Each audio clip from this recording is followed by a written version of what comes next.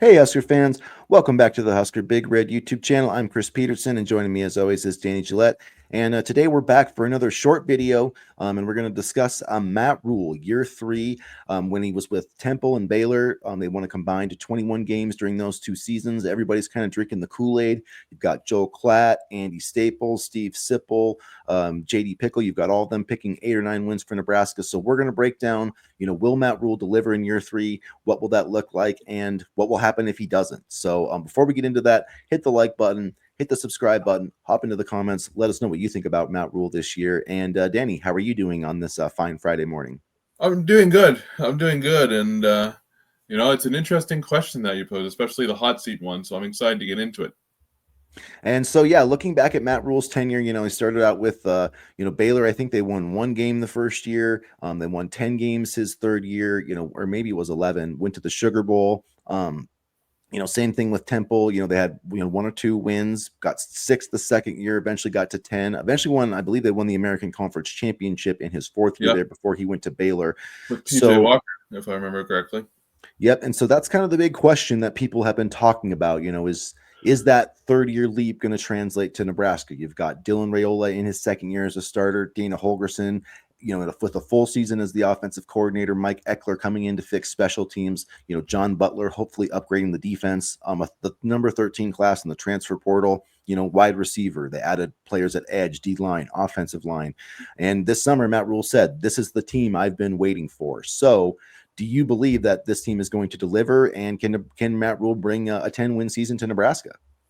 I believe so, yes. And I do think when you just mentioned all of the new talent and the new coaching staff, and I look, for example, at these wide receivers and the new wide receivers coach Takeel Shorts, and I believe that there's a lot of talent there, both on the coaching staff and on the field.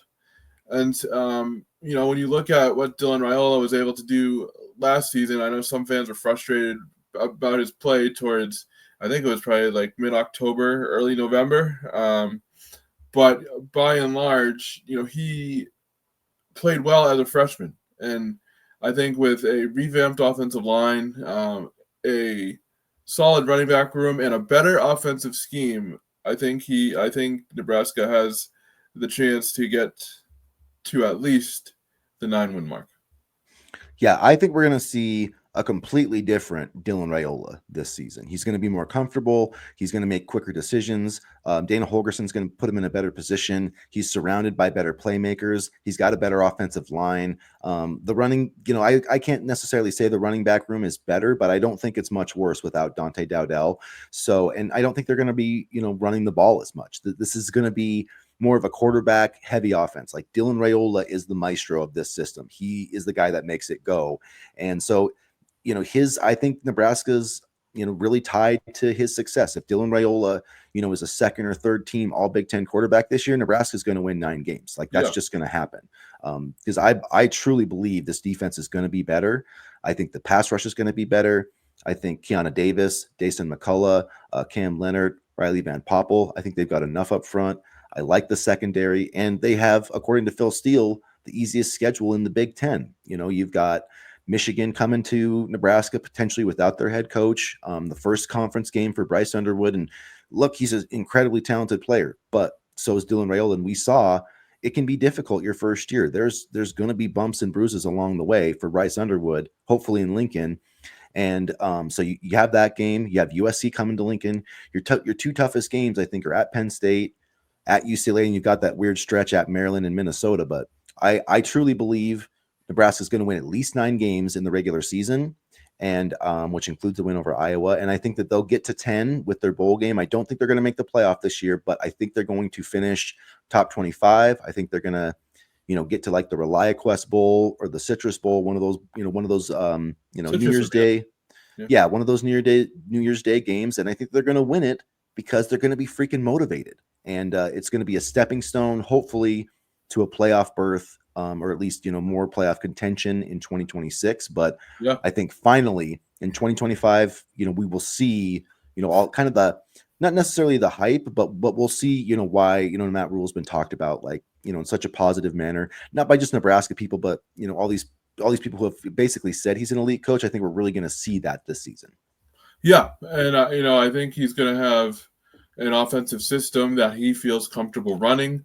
I think he's going to be a little bit more comfortable on defense, and I think he's going to be motivated as well because he was very excited to take the job at Nebraska. He's promised that he's going to be here for a while, and I think he knows how much this program means to the fans.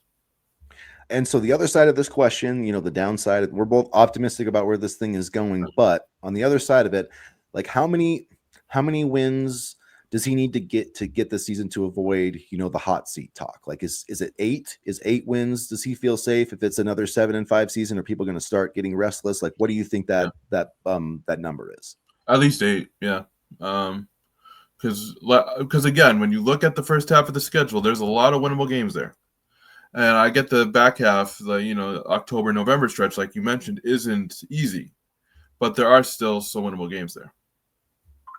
Yeah, I agree 100%. I think 8 wins is the minimum. I think they got to get 8 wins this year. I mean, whether it's with a bowl game or not, 8-5, I think would be somewhat acceptable. I think 7 wins, people are going to get restless, and then you're going into year 4, maybe with Matt Rhule on the hot seat. So hopefully that's not Yeah, what I'd say happens. that's fair.